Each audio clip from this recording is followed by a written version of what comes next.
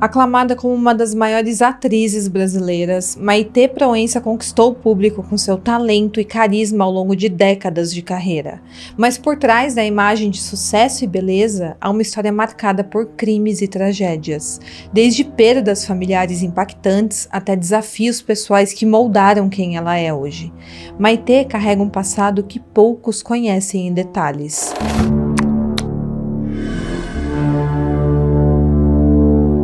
Olá pessoal, sejam muito bem-vindos de volta ao canal e hoje mais uma vez vamos abrir a caixa de Pandora com mais um caso criminal na vida de uma atriz super conhecida brasileira. Há alguns dias eu trouxe aqui o caso da Ana Paula Arósio e vocês gostaram muito do vídeo, pediram também para que eu fizesse o caso da Maitê Proença, então eu já corri para fazer minha pesquisa aqui para vocês e trouxe aqui todo o caso que vocês vão assistir agora. Mas antes de mergulharmos aqui no tema de hoje, eu preciso compartilhar uma dica incrível com vocês. Acontece que a semana oficial da Black Friday finalmente chegou e com isso o site da Insider está com as melhores promoções do ano. Com frete grátis e também usando o meu cupom Caixa de Pandora BF, você terá acesso aos melhores descontos, podendo chegar até 40% off no site. E se você acessar o link que eu vou deixar aqui no box de informações e também no primeiro comentário fixado, meu cupom já entra direto no seu carrinho, então é bem facinho. Hoje, por exemplo, estou usando meu look completo da Insider, incluindo a Tech T-shirt, que é um dos best-sellers da marca, e o que eu mais amo nela é que ela é ultra durável, anti-odor e super respirável. Perfeita tanto para o dia a dia quanto para aqueles momentos mais intensos, como no meu caso, quando estou pesquisando casos criminais. E também gravando para trazer conteúdos especiais aqui para vocês. E quer saber a melhor parte disso tudo? Dá para economizar ainda mais escolhendo os kits disponíveis no site, onde tem mais de uma peça. É uma oportunidade incrível para você conseguir renovar o seu guarda-roupa com peças que realmente valem a pena. Então não perde tempo, porque as promoções são por tempo limitado, então corre lá no site da Insider, coloca o meu cupom Caixa de Pandora BF e depois me conta nos comentários o que você achou. E claro que apoiando um patrocinador do canal, você também apoia o meu trabalho. Bom pessoal, então é isso e bora para o caso de hoje.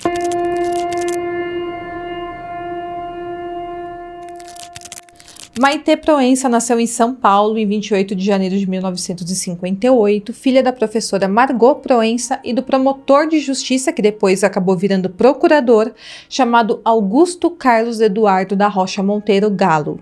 A Maitê Proença, apesar de ter nascido em São Paulo, foi criada em Campinas e ela tem origem portuguesa, sendo seus dois avós, tanto o materno quanto o paterno, portugueses. Aos 5 anos de idade, ela foi matriculada na Escola Americana de Campinas, que era destinada principalmente a filhos de americanos residentes no Brasil, e com isso ela aprendeu a falar inglês fluentemente desde cedo. Ela também teve uma criação extremamente rígida por parte do seu pai, porque ela tinha que passar a maior parte do tempo estudando e o pai a proibia de assistir televisão. A Margot, que é o centro desse caso criminal, mãe da Maitê Proença, tinha além da filha também um filho biológico e um adotivo, e ela trabalhava como professora de filosofia em uma das escolas mais conceituadas de Campinas. Os seus alunos e também colegas de trabalho gostavam muito dela. E ela era casada, claro, com o pai da Maitê, que era o Augusto Galo, e aparentemente eles viviam muito felizes. A Maitê Proença, mais tarde, sempre evitou falar da tragédia que eu vou contar aqui para vocês. Porém, ela declarou em algumas entrevistas que tinha uma vida perfeita ao lado do pai, da mãe e dos irmãos, e que sua casa era marcada por uma magia que tinha no ar. A mãe tocava piano e o pai contava a ela histórias e fábulas da mitologia, porém, nos últimos tempos, um pouco antes dos fatos, o clima na casa tinha se tornado pesado, e com isso seu irmão mais velho tinha até saído de casa. E os conflitos entre pai e mãe foram se intensificando dia após dia. E foi aos 12 anos de idade que toda a história da Maitê Proença mudou completamente. E foi então marcada por uma tragédia familiar. O seu pai não era só um homem rígido com os filhos, ele era também um marido extremamente ciumento. Tanto que em 1970 ele passou a suspeitar que a esposa, Margot, estava mantendo um relacionamento extraconjugal. Ele acreditava que a esposa estava se relacionando com o professor de francês dela, chamado Yves Gentilhomme. Os sinais de que algo terrível iria acontecer em breve começaram a ficar evidentes cada dia mais. No dia 3 de novembro de 1970, às 6 horas da tarde, a empregada da casa, que trabalhava ali há algum tempo, avisou todos que poderiam jantar, conforme de costume. Às terças-feiras, como era aquele dia, o Augusto tinha compromisso à noite, então ele tinha que jantar no horário e sair logo em seguida para dar aulas.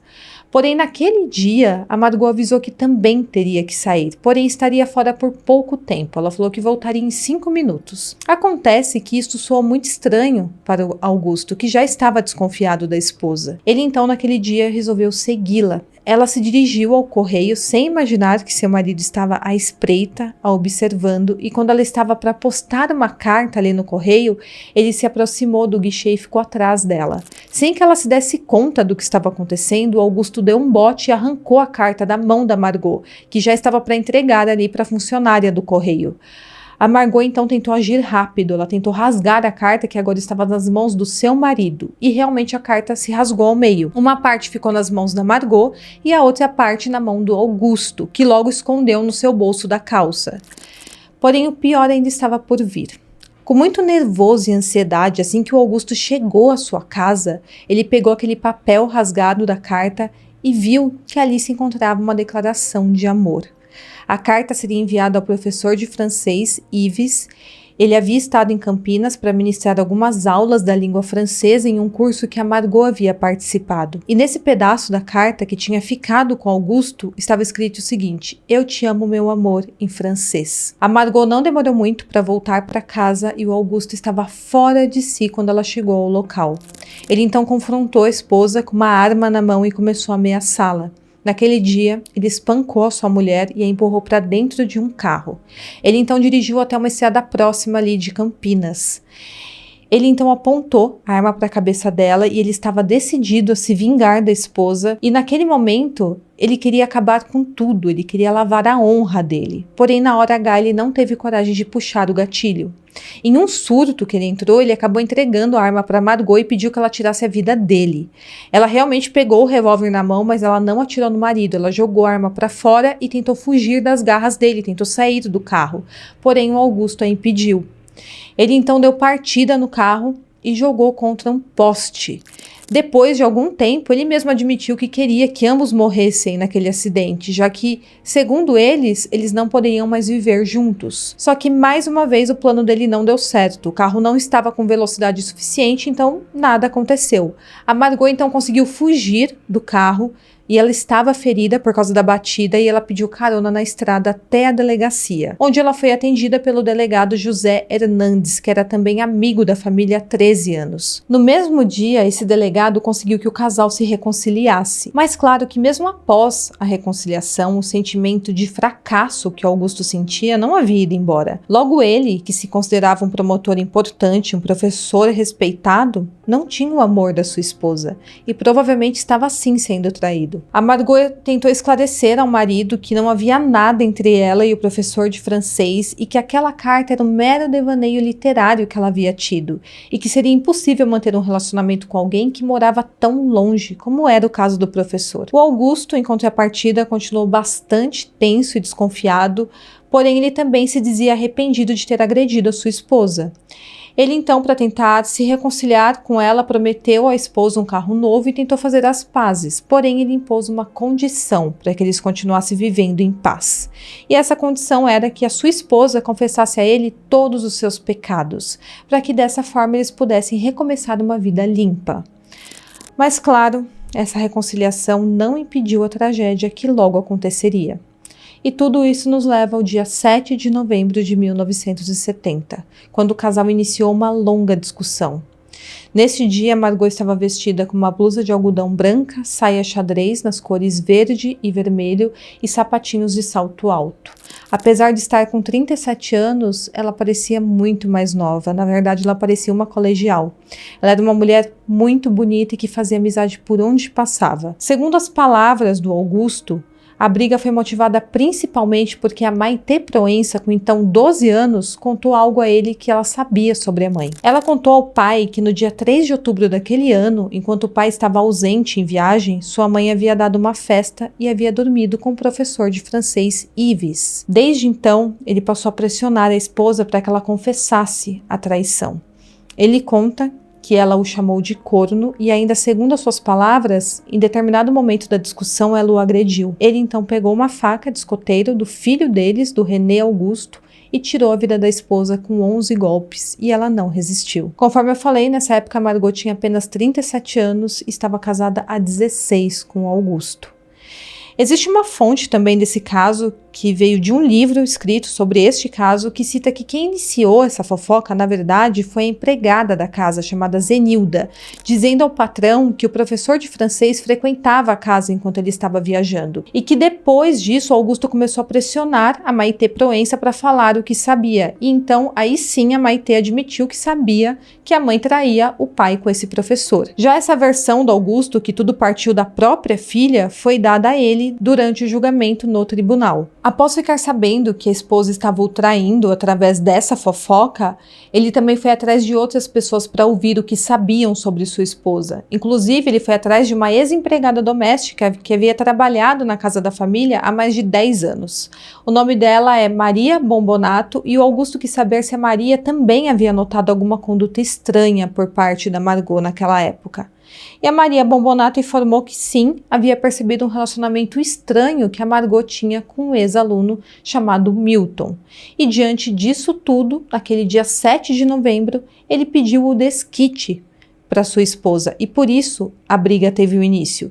Ele avisou também que ficaria com a guarda dos seus 3 filhos, porque a esposa, segundo as palavras dele, não tinha condições morais de cuidar das crianças. Ele acrescentou também que depois da separação, ela teria que sair da cidade, porque ela havia sujado o nome da família, transformado o marido em um corno, manchado a casa dos filhos ao dormir ali com outro homem. Ao ouvir tudo isso, naquele dia, Margot disse que não concordava com nada do que ele queria. E ela disse que, na verdade, ele era apenas um burguesinho preso a convenções sociais. E em seguida, segundo as palavras do Augusto, ela admitiu que realmente havia tido outros homens. O primeiro golpe atingido na Margot foi no quarto do casal e foi usada uma faca que estava em cima do guarda-roupa. E a Margot, depois disso, foi arrastada por 22 metros dentro da sua própria casa pelo seu próprio marido. Então dá para imaginar aí o ódio que ele estava dela. Depois do crime, ele saiu do quarto com a mão toda suja de sangue, trancou a porta com a chave e foi embora. Após cometer o crime, ele fugiu da cidade. Porém, 10 dias depois, ele retornou e se apresentou à justiça, dando início, assim, a um julgamento um tanto quanto polêmico. Deixando claro aqui, pessoal, que o Augusto, que era um promotor de justiça na época dos fatos, não foi preso pelo crime. Nem antes do julgamento e, na verdade, nem depois. Ao ser interrogado, a princípio, ele disse que estava arrependido, porém sem culpa na consciência. E então se iniciou esse processo criminal. Quando o julgamento teve início anos mais tarde, a defesa do Augusto usou a argumentação de que ele havia agido, na verdade, em legítima defesa da honra. Para quem não sabe, há alguns anos essa tese de legítima defesa da honra era um argumento muito usado para justificar o comportamento de homens que tiravam a vida das suas mulheres ou então que as agrediam. A tese era utilizada para alegar que a honra do agressor havia sido ferida pela conduta da vítima, o que então justificaria um crime. É praticamente aqui, pessoal, o direito de matar, caso o homem se sentisse desonrado pelo comportamento da sua mulher. E era atribuído o fator motivador do crime ao comportamento da vítima. Ao longo dos anos, felizmente, essa tese caiu em desuso, porém apenas em 2023, no ano passado, que se tornou proibido usar essa justificativa na justiça em crimes de feminicídio. Mas voltando aqui ao julgamento, a legítima defesa da honra foi usada para justificar o crime do Augusto, e deu certo. Ele, que era um promotor, defendia antes do crime a tese contrária a isso. Ele falava que diante de problemas conjugais, por mais graves que fossem, o melhor caminho era optar pelo desquite. Mas na verdade, na vez dele, ele acabou optando por tirar a vida da sua esposa e usar como sua defesa a própria tese que ele repudiava. Durante todo o julgamento, a equipe de 3 advogados de defesa tentava provar a todo momento que Augusto somente havia cometido aquele crime ao ter certeza que a sua mulher estava o traindo, como se isso justificasse o crime. E eles falaram que enquanto ele só suspeitava que ela o estava traindo, ele não cometeu o crime. O Augusto testemunhou a seu favor no tribunal e ele disse o seguinte, abre aspas, depois de 16 anos de casado, somente em outubro de 1970, tive certeza de que Margot era uma adúltera. Minha filha, Maite Proença, na época com 12 anos, me contou que no dia 3 daquele mês, em minha ausência, a mãe dera uma festa e ao final dormira com o seu ex-professor de linguística, o francês Yves Gentilhomme. Desde então comecei a pressionar minha esposa, até que no dia 7 de novembro do mesmo ano, ela confessou dizendo, você é um corno, seus amigos não são seus amigos, são meus, durmo com todos eles. Aquele procurador do estado, Mário Vieira, foi meu amante, o meu aluno, o Luiz, também, e o francês, minha intenção é morar com ele. Continuando aqui no depoimento do Augusto, depois disso discutimos e ela me agrediu. Foi nesse momento que eu, para me defender, peguei uma faca de escoteiro do meu filho René Augusto e a matei, fecha aspas. Ele também falou sobre aquele incidente onde ele flagrou a esposa postando uma carta para o seu suposto amante e sobre toda a briga que tiveram logo em seguida, culminando aí no acidente de carro. O depoimento do Augusto ao todo durou 4 horas e ele falava com certa autoridade e ele não tinha medo de falar que havia tirado a vida da sua esposa. E ele se dirigia diretamente ao júri, sem falar diretamente com o juiz que presidia a sessão, que era no caso o juiz Roberto Teles Sampaio. E a defesa continuou sustentando violenta emoção e legítima defesa da honra com base em todo o depoimento do Augusto, mas o seu principal apoio, que valeu alguns votos do júri a seu favor, foi o depoimento da sua filha, a Maite Proença, que já estava com 17 anos na época do julgamento. E ela defendeu o pai radicalmente e confirmou que havia flagrado o professor de francês na cama da sua mãe usando pijamas. O filho de criação do casal, que na época tinha 23 anos, o Jorge das Dores Silva, conhecido com o apelido de Zusa, também foi prestar declarações e ele disse que certa vez havia surpreendido a Margot em casa na companhia de um oficial do exército. O outro filho do casal, o René Augusto, tinha apenas 7 anos na época e ele não foi ouvido pelo juiz, obviamente, por ser muito pequeno. E a Zenilda também contou o que havia visto perante o juiz. Já a acusação tentou provar que, na verdade, aquele crime havia sido premeditado. Isso porque, no dia dos fatos, a mãe da Margot estava na casa da filha. E o Augusto fez de tudo para que a sogra fosse embora. Ele também impediu que os filhos estivessem na casa. Então, obviamente, ele já estava planejando o crime. Além disso, o crime havia sido cometido com uma faca que havia sido deixada em cima do guarda-roupa no quarto do casal sem a bainha, como se estivesse ali no lugar perfeito para o momento do crime. A acusação também ressaltou o fato de que a absolvição do Augusto, um promotor do Estado, iria servir como um exemplo a outros casos, e também que sua posição perante a sociedade era mais um fator primordial para que ele fosse condenado, porque, segundo a acusação, um ato como esse não era admissível nem nas mais baixas camadas da população. Mas um ponto bem importante aqui do julgamento, que acabou sendo deixado de lado pela própria acusação e não fica claro o porquê, foi o depoimento da mãe da Margot.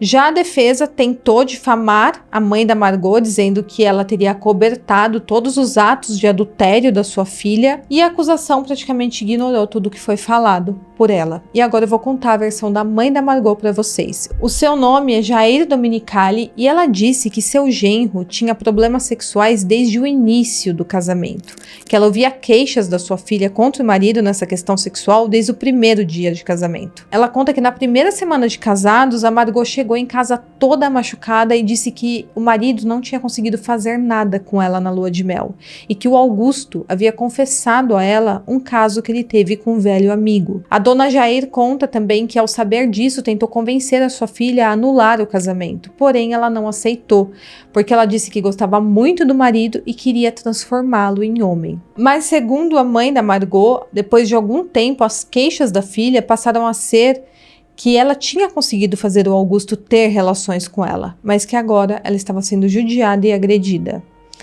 E acreditem ou não, mesmo diante do fato do Augusto estar sendo acusado de ter praticado um crime premeditado e exagerado no seu ato, porque ele tinha desferido 11 golpes na sua esposa e arrastado ela por vários metros na casa, no dia 4 de junho de 1975, o júri decidiu por 6 votos a 1 que ele deveria ser absolvido, justificando que reconheciam a excludente de criminalidade baseado na tese de legítima defesa da honra, ainda que reconhecessem também a materialidade do crime, a autoria e a letalidade das lesões. Explicando aqui de forma simples para vocês, eles reconheciam que o Augusto havia cometido o crime, que tinha exagerado, mas acreditavam também que aquele crime era justificável pelas ações da vítima e por isso ele teria que ser absolvido. E naquele dia, ele saiu vitorioso pela porta da frente do fórum. Porém, como Augusto era um réu confesso e o processo apontava a autoria e a materialidade do crime, a promotoria entrou com recurso e o julgamento acabou sendo anulado, porque a decisão de absolvê-lo era contrária às provas dos autos. E mesmo com todo o esforço do Ministério Público para incriminá-lo, em um novo julgamento ele foi mais uma vez absolvido, por 4 votos a 3. Conforme eu falei, a Maitê Proença foi testemunha de defesa a favor do seu pai e é alegado que sua narrativa corroborou a versão do pai e também pesou muito na decisão dos jurados de absolver o Augusto. Toda a sua família materna ficou extremamente contra a Maitê por ter sido a favor do pai no processo e com isso eles acabaram cortando qualquer contato com ela desde o julgamento. Depois da tragédia, o seu pai foi morar em uma chácara e mais tarde ele acabou se internando em um manicômio e a Maitê conta que perguntou ao pai por que ele não atirou na sua mãe ao invés de dar aquelas facadas. E ele disse a ela que a faca era uma extensão do corpo dele. Segundo a Maitê, seu pai não era um homicida e ela sabia que ele não iria voltar a cometer nenhum crime. E enquanto seu pai ficou internado no manicômio, ela foi morar em um pensionato luterano com seu irmão caçula, onde ficou morando por 3 anos. Ela também chegou a morar na casa de amigos e de conhecidos e aos 14 anos, 2 anos depois que sua mãe teve a vida tirada, ela começou a namorar um rapaz de 18 anos. O seu pai ficou completamente contra esse namoro e para separar o casal ele mandou a Maitê para passar algum tempo em Paris. Só que ela conta que essa estratégia do seu pai acabou não dando muito certo, porque chegando na França ela se relacionou com diversos rapazes lá também. Aos 16 anos, morando sozinha em Paris, ela acabou engravidando e decidiu realizar um aborto por se considerar nova demais para ter um filho. E quando ela voltou ao Brasil, ela começou a namorar um amigo do seu ex-namorado, que por sinal, segundo o que ela falou, tinha a mesma idade que o seu ex-namorado. Então realmente a estratégia do pai dela não deu certo. Quando ela voltou da França, ela decidiu sair daquele pensionato luterano que morava por considerar as normas muito rígidas. E ela então pediu abrigo a um padre, amigo da família. E com isso ela passou a morar em um quarto dos fundos ali da Igreja Católica. E em determinado momento, ela decidiu viajar pelo mundo. Aos 18 anos, ela passou algum tempo na mídia, onde ela conta que não foi uma viagem para buscar espiritualidade, e sim sexo, drogas e rock and roll. E aos 19 anos, ela prestou vestibular para várias faculdades. E ela até chegou a iniciar um curso de psicologia na PUC de São Paulo. Porém, ela acabou não concluindo o curso, ela trancou esse curso e foi viajar pelo mundo. Ela passou 2 anos e passou por mais de 30 países da Europa, África e Ásia. Ao longo dos anos, ela trabalhou como vendedora de jornal, cuidadora de crianças e entregadora de folhetos nas esquinas de Paris, e foi exatamente nessa cidade que ela teve sua primeira experiência com dramaturgia, quando ela se matriculou em um curso de mímica. Ela conta que ela não teve muita paciência para fazer mímica e logo abandonou o curso. Ela também conta que nessa época tinha apenas um sapato e que quando esse sapato se desgastou, acabou sendo substituído por outro bem maior do que o seu pé. Ela também tinha apenas um vestido e 2 outras roupas e um casaco que ela lavava tudo de noite e vestia de manhã. Durante esses 2 anos viajando, ela conta que viveu sem regras de comportamento, apenas experimentando novas experiências com total ausência de restrições.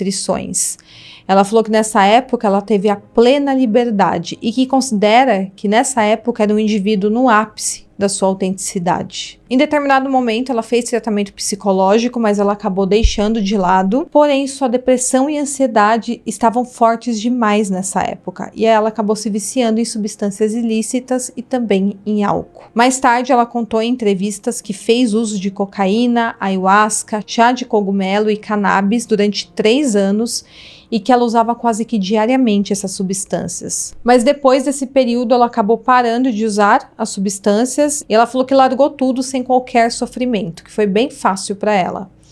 Em 1979, o pai dela adoeceu com câncer e ela acabou voltando para o Brasil para estar perto dele. Enquanto esperava a recuperação do seu pai, ela começou a fazer teatro com o diretor Antunes Filho e também a estudar roteiros para cinema no Museu de Imagem e de Som, no MIS, em São Paulo. E então o jornalista Mário Prata, um dos palestrantes ali do curso do MIS, a convidou para um teste na TV Tupi.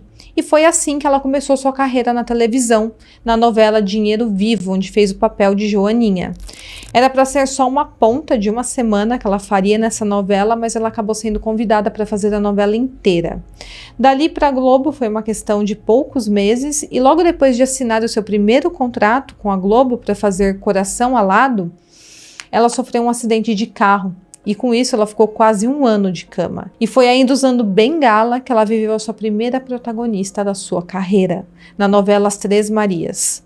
Nos anos seguintes, ela foi emendando trabalhos na televisão, no teatro, no cinema, e na Manchete ela chegou a apresentar 2 programas jornalísticos. Mas voltando aqui para a vida pessoal da Maitê Proença, em 1982 ela se envolveu com Paulo Marinho, com quem ficou por 12 anos e teve uma única filha chamada Maria, e em 1989, mais uma vez a tragédia bateu na porta da família. Isso quando o Augusto, o pai da Maitê, tirou a própria vida com 2 tiros no coração. Isso enquanto ele estava lidando com câncer generalizado. 3 meses depois, o Zusa, o irmão adotivo da Maitê, também tirou a própria vida. Já o Renê, o irmão caçula, chegou a se envolver com substâncias pesadas, porém conseguiu largar o vício. Já a Maitê tem uma carreira aí repleta de conquistas e ela evita comentar sobre o assunto da sua família. A primeira vez que ela foi obrigada a falar sobre isso em rede nacional foi em 2005, quando o Faustão acabou expondo tudo sobre a vida particular da Maitê Proença no quadro Arquivo Confidencial. Aquilo foi uma surpresa bem desagradável para a Maitê e a situação fez com que ela e o Faustão passassem bastante tempo sem se falar. E após retornarem à relação, a Maitê fez questão de lavar a roupa suja em público. Isso aconteceu quando ela foi jurada no Dança dos Famosos. Ela falou que quando ele trouxe aquela história à tona, ela ficou muito brava com ele, porque durante 27 anos da sua vida ela nunca havia falado nada sobre aquilo, porque ela achava que a sua carreira não se fazia com piedade das pessoas. Mas ela falou também que já havia perdoado o amigo. Ainda assim, o Faustão se retratou. Ele falou que por ter sido aluno de filosofia da mãe da Maitê Proença e por ter convivido com eles tão de perto, achou que poderia tocar no assunto. Ele então pediu desculpas públicas e também desculpa pessoalmente a Maitê Proença. Mas sempre que o tema é colocado em pauta, a Maitê reitera que o autoconhecimento foi a chave para ela aprender a lidar com os traumas. Segundo as suas palavras, ela não se deixou abater pelas tragédias e que tem terror à tristeza, porque a conheceu muito profundamente. Ela também falou que não é do seu temperamento se deixar abater pelos traumas da sua vida e que nunca teve pena de si mesma. Bom, pessoal, então esse é o caso de hoje. Deixa aqui nos comentários se você sabia sobre este caso. Eu conhecia um pouco sobre esse caso, porém não sabia de tantos detalhes. Depois que eu fiz essa pesquisa para vocês e conheci os detalhes, eu fiquei bem chocada com algumas coisas. Deixa aqui nos comentários o que mais te chocou nessa história, que eu também revelo o meu lado. E até o próximo caso.